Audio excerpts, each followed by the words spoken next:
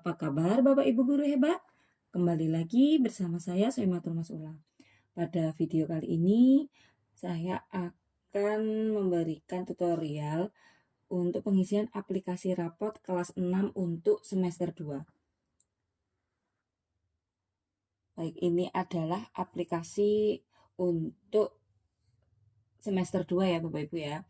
Sebenarnya itu sama saja Bapak Ibu untuk aplikasi yang sudah saya upload di video-video YouTube saya yang lain. Namun yang membedakan nanti yaitu di tujuan pembelajaran, lingkup materi, dan juga di keterangan raportnya ya Bapak Ibu. Nantinya akan ada keterangan tambahan terkait dengan kelulusan dari peserta didik di kelas 6. Karena ini semester 2, nanti pastinya di semester 2 itu ada keterangan, kalau untuk kelas 6 sendiri yaitu keterangan terkait kelulusannya. Baik Bapak Ibu, langsung saja hal yang utama dilakukan. Yang paling pertama yaitu ke informasi umum terlebih dahulu dengan mengklik data sekolah. Nah, di data sekolah ini silakan Bapak Ibu untuk menuliskan data sekolahnya mulai dari nama sekolah, NPSN, NSS, sampai ini ya Bapak Ibu ya. Nah, tempat dan tanggal raport. Nah, jangan lupa nantinya ini untuk semesternya itu semester 2 ya Bapak Ibu ya. Dan untuk tempat atau tanggal raportnya ini disesuaikan dengan nanti pembagian raportnya pada tanggal berapa ya. Nah, ini saya cuma menuliskan contohnya saja misalkan. Nah, seperti ini Bapak Ibu. Setelah Bapak Ibu menulis di data sekolah, Bapak Ibu bisa klik tanda panah merah ini untuk kembali atau klik ini gambar rumah ini Bapak Ibu di halaman utama. Kemudian setelah data sekolah, Bapak Ibu ke data siswa. Nah, di data siswa ini sudah lengkap sekali ya Bapak Ibu ya. Apabila kemarin Bapak Ibu sudah ini menulis di semester 1 terkait dengan data sekolah, jadi Bapak Ibu di sini tinggal mengkopinya saja ya Bapak Ibu ya. Mengcopy data sekolahnya. Nah, ini sudah lengkap sekali Bapak Ibu terkait dengan data sekolah. Kalau kita geser terus, kita geser ke kanan, maka di tampilannya ini ada rekap kehadiran peserta didik selama 1 tahun, yaitu keterangan sakit, izin, ataupun tanpa keterangan ya Bapak Ibu ya. Nah, di sini Bapak Ibu di akhir semester, Bapak Ibu mulai merekap ya terkait dengan kehadiran peserta didik. Nanti sakitnya ada berapa? Misalkan di sini peserta didik pertama sakitnya ada 5, kemudian izinnya tidak pernah izin misalkan Bapak Ibu ya. Nah, kemudian untuk peserta didik kedua misalkan di sini izinnya ada 3 misalkan seperti itu. Nah, jadi Bapak Ibu bisa merekap kehadiran selama 1 semester ini yaitu di semester 2. Kemudian berikutnya di sini ada saran-saran yaitu catatan wali kelas. Nah, ini Bapak Ibu bisa menyesuaikan kalimatnya sesuai dengan perkembangan peserta didik tersebut ya Bapak Ibu ya. Untuk kalimatnya bisa disesuaikan dengan kondisi atau ketercapaian apa yang sudah dicapai peserta didik dalam semester 2 ini. Nanti ini akan muncul di bagian raport ya Bapak Ibu. Kemudian untuk selanjutnya Bapak Ibu kembali ke halaman utama. Nah, di sini mulai ke bagian berikutnya mata pelajaran yaitu intrakurikuler. Nah, di intrakurikuler ini sesuai dengan mata pelajaran di sekolah kami ya Bapak Ibu ya. Nah, jika Bapak Ibu ada yang berbeda, bisa menggantinya di sini saja Bapak Ibu langsung. Ataupun ada tambahan mata pelajaran, bisa menambahkannya di sini. Nah, nanti akan langsung muncul nanti di yang lainnya ya Bapak Ibu ya. Nah, bisa menambahkannya di sini ataupun ada yang berbeda. Misalkan seni dan budaya ini di sekolah Bapak Ibu sendiri-sendiri, misalkan seni tari dan juga musik. Nah, ini juga bisa disesuaikan ya Bapak Ibu ya.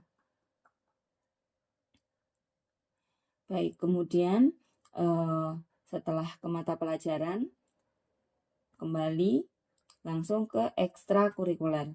Nah, di bagian ekstrakurikuler ini, Bapak Ibu bisa menuliskan program ekstrakurikuler yang ada di sekolah Bapak Ibu.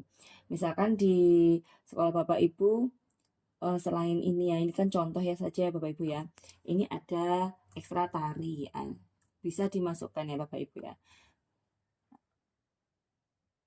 Kemudian selanjutnya setelah mengisi ekstrakurikuler, kembali ke halaman utama, lanjut ke bagian input di tujuan pembelajaran.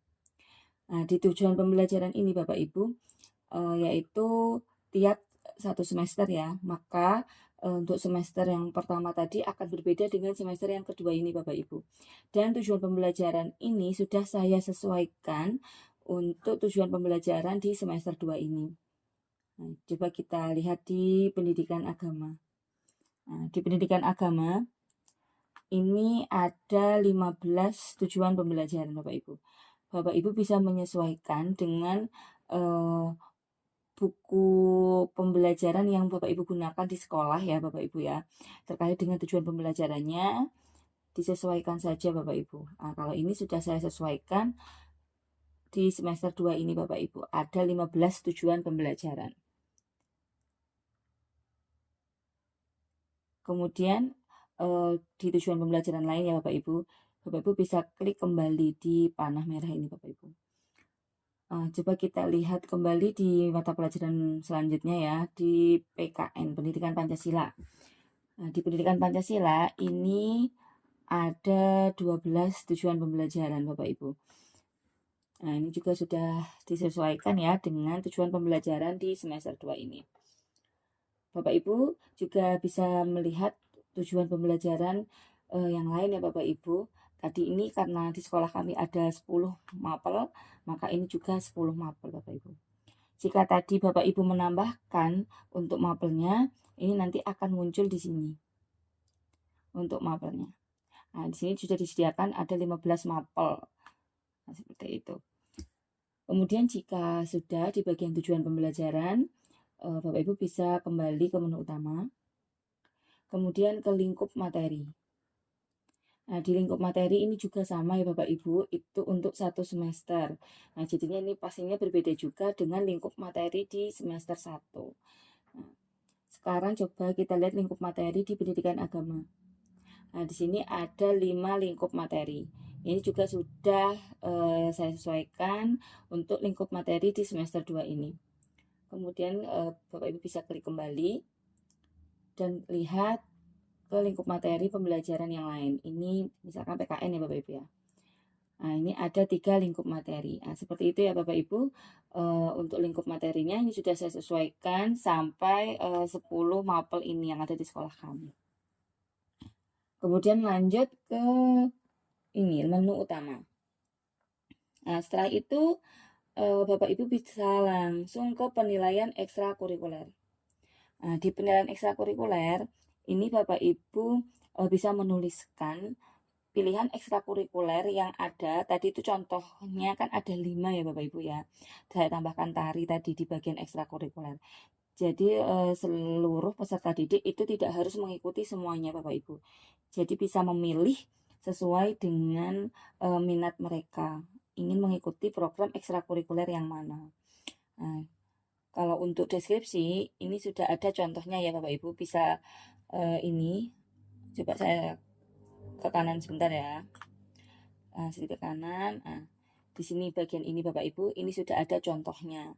Nah, jadi untuk kalimat deskripsinya ini sebenarnya Bapak Ibu bisa menyesuaikan sesuai dengan kompetensi yang dicapai peserta didik atau target capaian yang nantinya akan capai oleh peserta didik ya Bapak Ibu ya. Kalau ini opsional aja Bapak Ibu. Kemudian kalau ini pramuka karena merupakan ekstrakurikuler wajib ya Bapak Ibu. Jadi semuanya mengikuti ya di sini Bapak Ibu ya. Kemudian untuk deskripsinya bisa Bapak Ibu sesuaikan. Kemudian untuk ekstrakurikuler berikutnya ini juga saya contohkan. Nah, coba kita ini saya menuliskan ini ya Bapak Ibu ya. Nah, ini karena peserta didik saya itu ada yang ikut panahan. Jadi dari 4 peserta didik ini hanya satu yang mengikuti ekstrakurikuler panahan. Jadi tidak apa-apa Bapak Ibu, ya ditulis hanya satu ini saja. Nah, misalkan di sini untuk peserta didik perempuan Erika, nah ini mengikuti ekstra tari. Jadi Bapak Ibu bisa memilihnya di sini ya. Bapak Ibu pilih di sini. Nah, di sini tekan ini. Nah, ini sudah ada pilihan ekstrakurikuler tadi, ada 5 ya Bapak Ibu ya. Silakan pilih tari. Nah, kemudian untuk deskripsinya, Bapak Ibu bisa menyesuaikannya dengan kompetensi yang nantinya yang akan dicapai oleh peserta didik di ekstrakurikuler tari ini. Misalkan ini Bapak Ibu menulis ya, baik, mampu menguasai teknik dasar tari ya, misalkan seperti ini Bapak Ibu.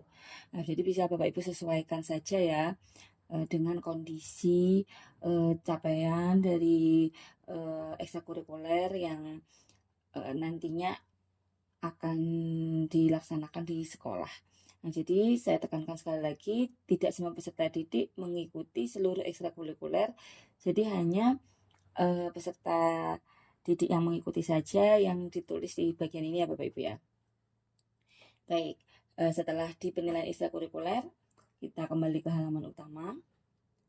Lanjut ke asesmen formatif. Nah, di asesmen formatif ini Bapak Ibu bisa menuliskannya di bagian ini ya Bapak Ibu ya. Nah, jadi nanti untuk asesmen formatif ini digunakan sebagai bahan pertimbangan untuk membuat deskripsi pada laporan hasil belajar siswa, yaitu deskripsi di bagian rapor tentunya ya Bapak Ibu. Nah, sekarang coba kita lihat di asesmen formatif yang mapel pendidikan agama dan budi pekerti. Nah, sini Bapak Ibu. Jadi untuk cara pengisiannya, kalau Bapak Ibu sudah menonton video saya yang semester 1 pasti sudah memahami ya Bapak Ibu ya. Nah, ini hanya contoh saja Bapak Ibu. Nah, di sini untuk pengisiannya gampang sekali.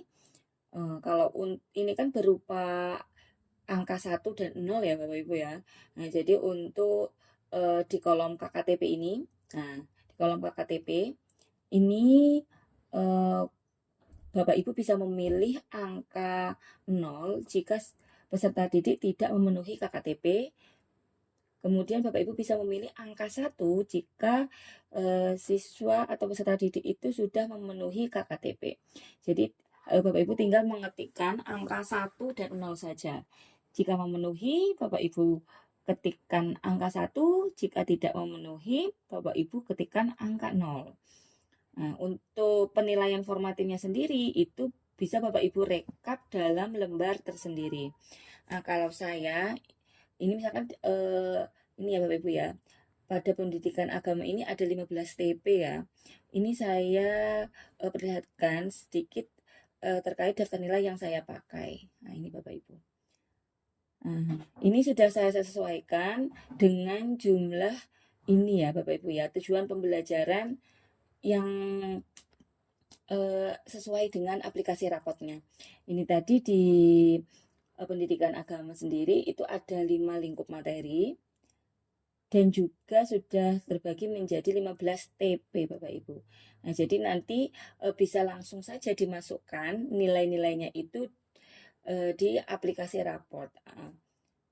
Apabila peserta didik itu memenuhi atau tidak KKTP, jadi melihat di daftar nilai yang ini Bapak Ibu. Nah, ini sudah ini ya disesuaikan, yaitu ada nilai formatif, nilai sumatif, lingkup materi, sumatif akhir semester, sampai ke nilai raport. Jadi nantinya ini akan sama tampilannya dengan aplikasi rapotnya. Nah, jadi ini bisa dicetak nantinya ya Bapak Ibu sebagai laporan penilaian di sekolah.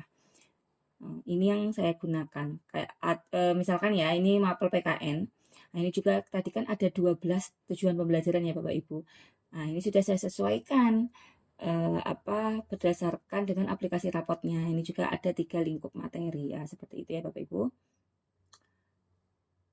Nah, atau misalkan Bapak Ibu tidak menggunakan yang seperti ini, tidak disesuaikan, ini juga ada daftar nilai.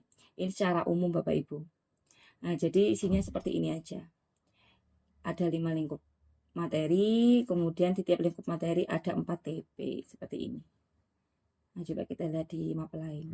Nah, seperti ini ya Bapak Ibu ya, tampilannya di map lain pun akan seperti ini. Baik Bapak Ibu, kita kembali ke raportnya. Nah, kemudian Bapak Ibu, tadi kan di bagian KKTP ya. Nah, sekarang kita lihat di bagian tampil atau tidak.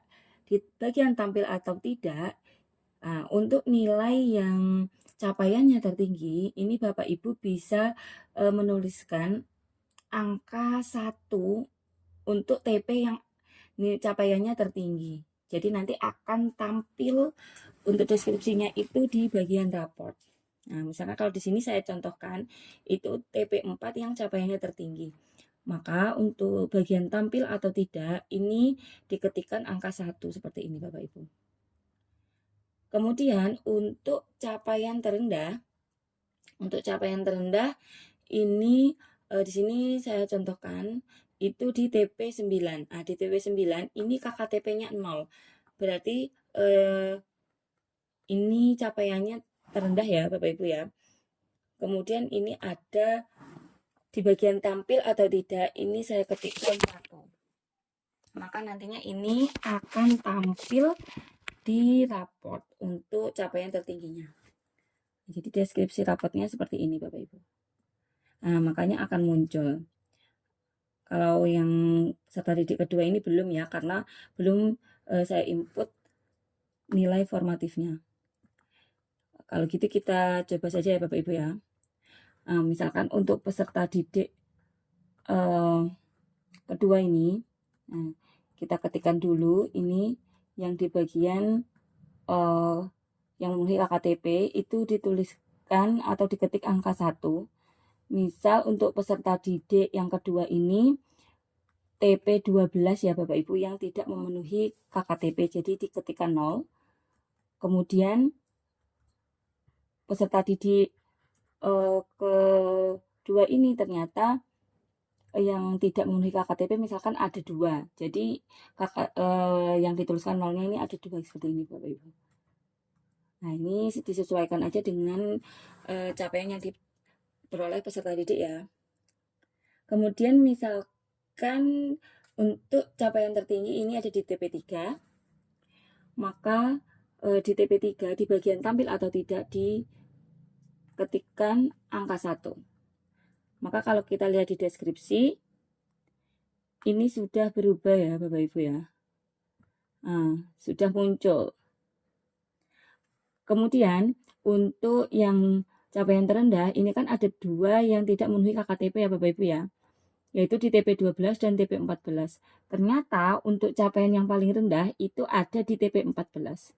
Maka yang ditulis angka 1 itu di bagian tampil atau tidak di TP14. Seperti ini. Nah, maka deskripsi capaian terendahnya akan muncul Bapak Ibu.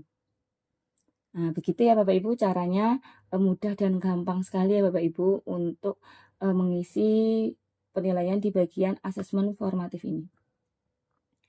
Jika sudah, Bapak Ibu bisa ke mapel berikutnya dengan klik kembali. Nah, misalnya kita juga melihat di mapel PKN ya. Nah, di PKN tadi ini ada 12 tujuan pembelajaran Bapak Ibu. Cara pengisiannya sama. Bapak Ibu. Nah, ini sudah saya contohkan.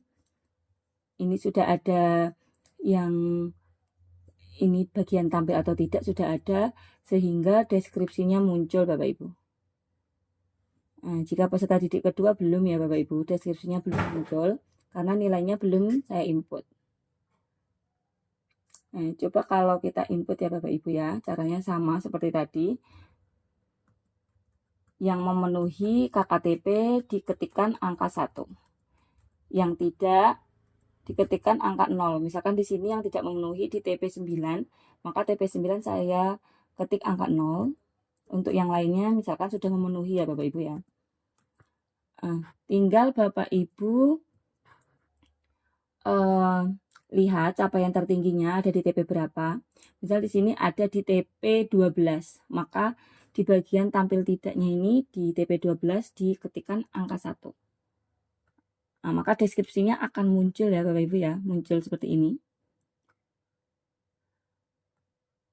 Kemudian selanjutnya untuk yang tidak memenuhi yaitu di TP9 ini saya ketikkan angka 1 juga di bagian tampil tidaknya.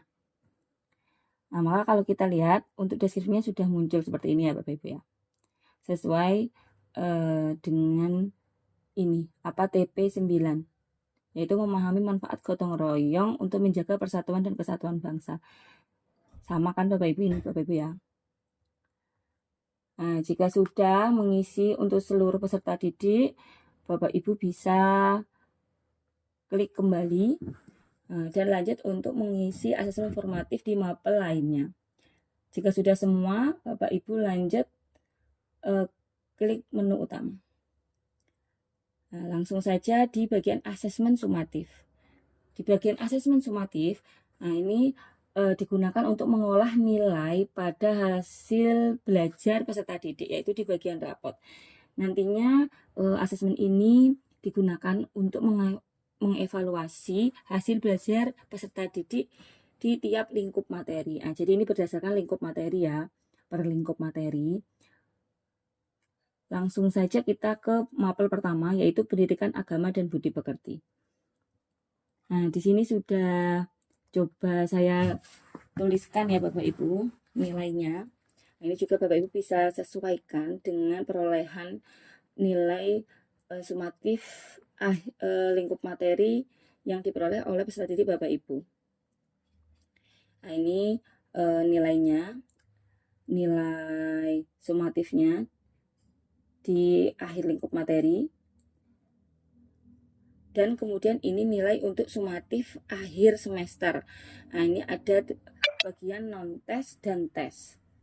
Di bagian tes ini Bapak Ibu, nah misalkan Bapak Ibu di sekolah melakukan ujian ya, misalkan ujian semester 2. Nah, jadi nilainya bisa dituliskan di bagian yang tes ini Bapak Ibu.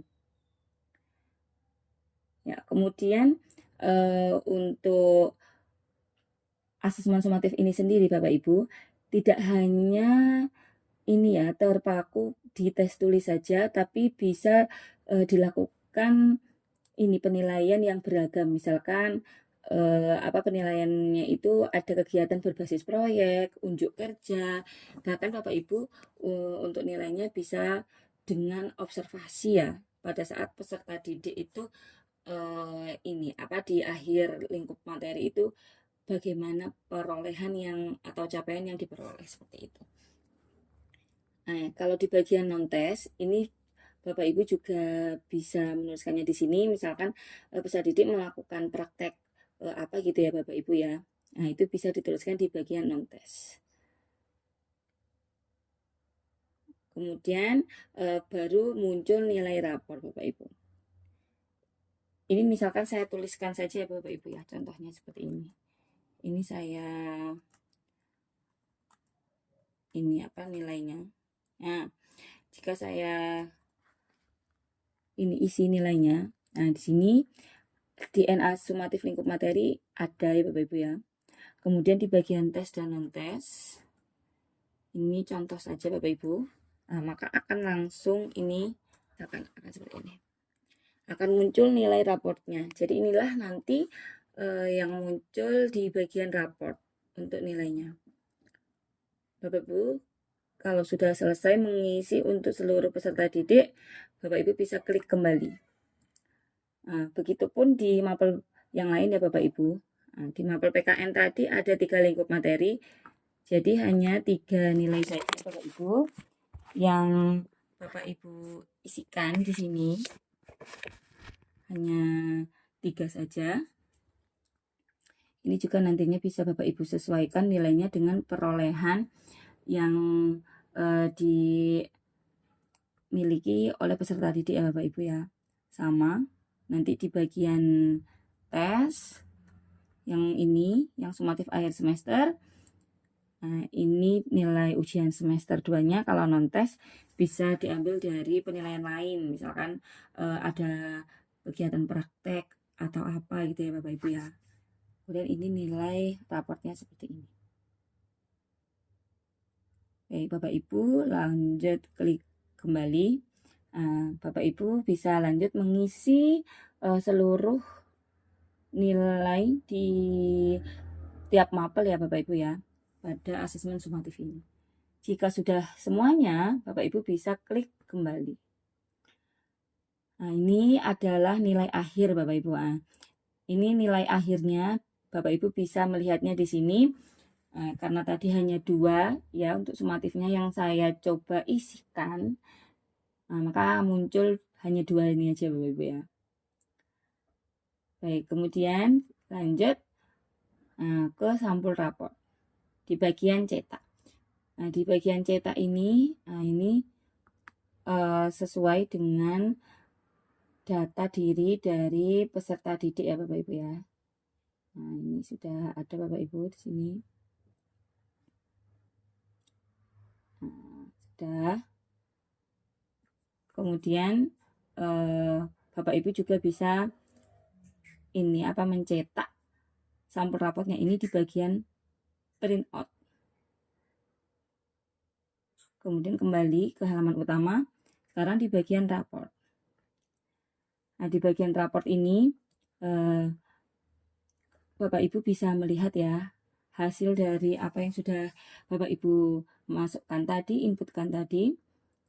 Untuk melihat ke peserta didik lain, Bapak Ibu bisa ke sini Bapak Ibu. Di sini ada tanda panah ke atas itu untuk menambahkan absen peserta didik ya. Nomor urut peserta didik ini peserta didik pada urutan yang pertama.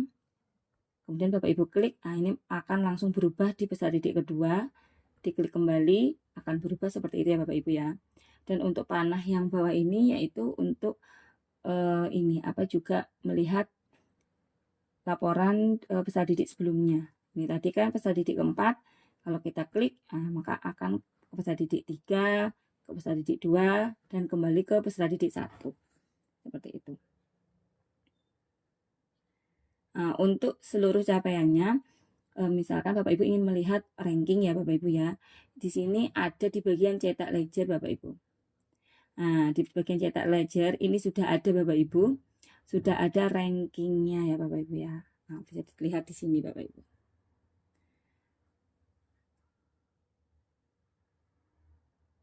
Bapak Ibu juga bisa melakukan cetak ya Bapak Ibu dengan ini